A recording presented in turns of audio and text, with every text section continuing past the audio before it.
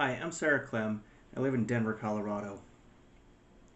So for this video, I was asked to reflect on what it's like to be trans in my day-to-day. Why and how are you visible? Well, let's start. I grew up in southern Pennsylvania. I'm a retired Marine, 21 active years, raised Roman Catholic. So I think all those things still play into my day-to-day to some extent. Um, Being trans, it plays, but I really don't have time for it too much. I'm a stay at home mom with 5 kids. I have to go out and interact in society, and I don't have time to think about trans. Now, it doesn't mean that I don't. It's usually in my downtime, sitting around at night, that kind of hits me then. Um, but going back to when I first started the transition, I couldn't stop thinking about it and was worried about all the hate out there, um, reading all the hate, and making myself more scared. When I came out, I did experience my transgender identity as a problem being brought up in the court, but the court turned around and didn't even regard it. They didn't care. And that helped me. And it was things like that that I saw along my path that gave me hope, um, and got me to the point of where I'm at today, to where I know I'm privileged living in the Denver area. We have equal rights protections, but I can go walk freely in the grocery store to go buy food for my family. I can go anywhere and feel relatively safe. So I know that's a point of privilege, and I know not everybody else has that. And I see it in the legislation, I see it on the social media, it's out there. But one of the things I've learned through my transition is the love is more than hate. There is plenty more love out there. I can say after being in the Marines for 21 years, you make a lot of friends.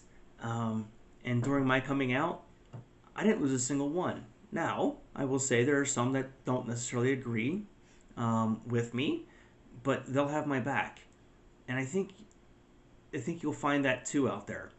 The problem we have in today's society with social media, and we have this legislation going around, is the voice of hate is always louder than the voice of love. But when you really look at it, there are more people loving than there are people hating. Something I would like to put out for the rest of our community is the hate exists. It does. But it will go away. It'll take time. Like I can say when I grew up, transgender wasn't even a word in the vocabulary. But, look now. Look at me now. That long path was never a word. It, it'll take some time.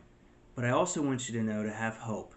There are people out there working behind the scenes, people in the media standing up. There's people you read on social media standing up to the bullies. There's plenty more love out there than hate, and plenty of people behind that love that are out there to support you. I don't know what it's like to have a trans child, um, but I can only imagine how tough it is for those of you in those certain states right now. Know you're loved. And for those of you that have not come out yet that are watching this video, you'll find the time that's right. And when you do, it'll be tough in the beginning. But when you start to live all your other identities over top of being trans, that's being the person, the authentic person you are, like I do as a stay-at-home mom, a wife, disabled veteran, retired Marine, transgender ends up at the bottom of the list. And that's what makes us all, authentic, and shows everybody else when we're visible, we're just like them and we have the same problems. And for those of you that are still scared, that point will come sometime. And it's not an easy road, but know that there's people out there that love you and are there to take care of you too. I thank you for listening.